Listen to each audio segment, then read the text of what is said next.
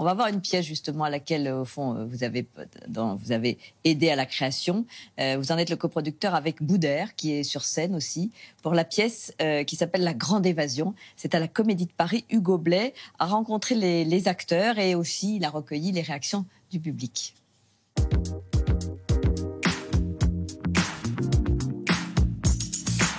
Quand t'as vu des mousquetaires rebeux, s'il te plaît?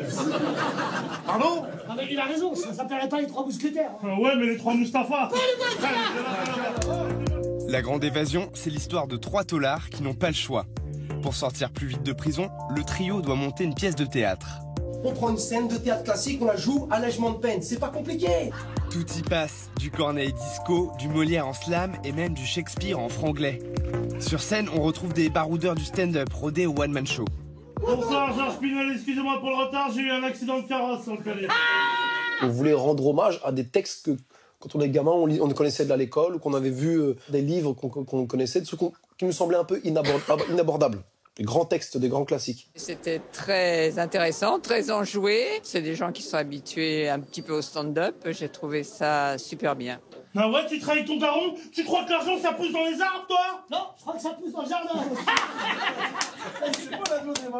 On a eu un ancien prof de français de Boudère qui est venu avec sa classe. Il nous a dit, ça fait 3 mois que j'essaie d'expliquer l'histoire de l'avare à mes élèves. Vous, en 5 minutes de sketch, ils l'ont comprise.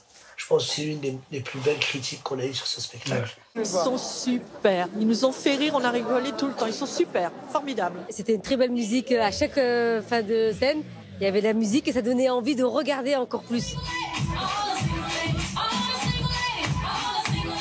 La Grande Évasion, c'est abstrait, quoi.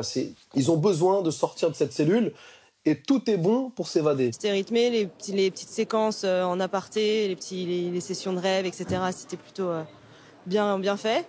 Une super énergie, franchement super sympa. I can get no satisfaction. Je savais que j'allais te retrouver, mon habile. Jamel. Jamel, merci, Jamel. Merci, Jamel. C'était la Comédie de Paris. Vous les avez rencontrés comment? Sur scène. Sur scène, Boudère, Wahid ou Paul Serré sont passés par le Comedy Club. C'est des stand-uppers au départ. Et ils ont décidé de s'allier pour écrire une pièce. C'est vrai que là, pour la première fois, notre univers s'ouvre au théâtre d'une certaine manière. Au texte, puisqu'on fait découvrir l'avare, on fait découvrir Shakespeare. Exactement. Et j'ai toujours eu beaucoup de mal à ouvrir des bouquins. Je les ouvrais, hein, pourtant, je te jure, hein, mais c'est pas moi qui les lisais, c'est eux qui finissaient par me lire tellement je les ouvrais longtemps. J'avais un problème avec la lecture, avec la compréhension, les textes, le français, d'une manière générale. Et puis, au fur et à mesure de monter sur scène et de rencontrer des gens, je me suis ouvert à la culture française dans toute sa splendeur. Et aujourd'hui, je connais quasiment Molière par cœur et je trouve que c'est un cousin. C'est quelqu'un qui raconte nos histoires, il l'a fait il y a quelques siècles déjà, et ça résonne toujours autant. Donc je suis sûr qu'on a un coup à jouer là. On peut pas penser que Molière soit réduit à certaines personnes, c'est pas possible, ou que le rap soit réduit à certaines personnes aussi. La culture, elle est à tout le monde, et il faut que tout le monde se l'approprie. C'est ce que font magnifiquement Boudère, Wahid et Paul avec cette pièce. Et j'encourage tous les gamins à aller piocher dans Molière, dans Shakespeare, et ils vont se rendre compte à quel point c'est proche de nous.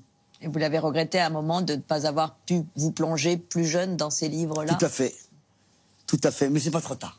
Ben, bien sûr. C'est pas trop tard. Et puis vous avez vos enfants à qui vous pouvez transmettre ça. Exactement.